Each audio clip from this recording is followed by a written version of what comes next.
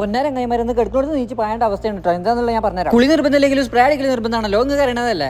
അപ്പൊ ഇന്നത്തെ പണി ഇതാണ്, ഒരു വീഡിയോ പെൺഡ്രൈവിലാക്കി പോലീസിനെ ഏൽപ്പിക്കാം. വീഡിയോ കണ്ടാൽ മനസ്സിലാവും എന്താ സംഭവം എന്നുള്ളത്. കണ്ടോക്കി.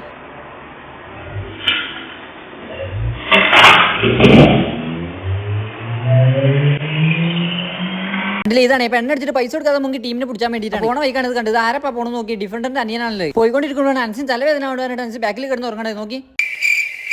കുറച്ച് ആൾക്കാരുടെ ഒട്ടകത്തിൻ്റെയൊക്കെ നടക്കണം അവിടെ. സൈറ്റിൽ എത്തിയപ്പോഴാണ് നമ്മൾ എത്ര മുന്നേ എല്ലാം അന്തമിട്ട മഴയും കാറ്റും വന്ന് പോയിക്കണെന്നുള്ളത്. ആ മഴയിലും കാറ്റിലും സീലിംഗ് ഒക്കെ പൊളിഞ്ഞടിക്കണം കണ്ട. നമ്മളെ പണിക്കാരന് ശരിയാക്കാനുള്ള പരിപാടിയിലാണ്. നമ്മളെ പരിപാടി കഴിച്ച് വീഡിയോ ഒക്കെ കോപ്പി ചെയ്ത് നമ്മൾ വേറെ അവിടെ നിന്ന് ഇറങ്ങി.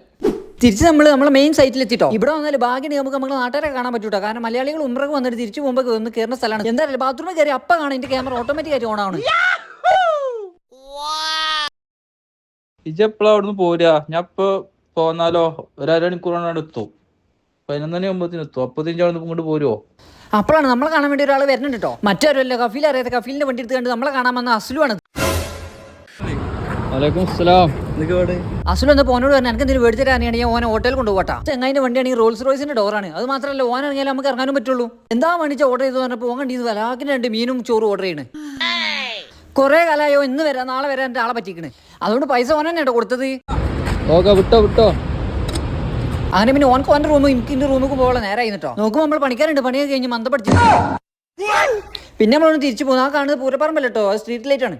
അതിൻ്റെ ഇടയിൽ നിസ്പെല്ലിൽ പനി പിടിച്ചിട്ട് ഹോസ്പിറ്റലിൽ പോയിട്ട് നല്ല ഗ്ലൂക്കോസ് കയറ്റി കൊടുന്നട്ടാ. അപ്പം പിന്നെ നമ്മൾ റൂമിൽ കയറി.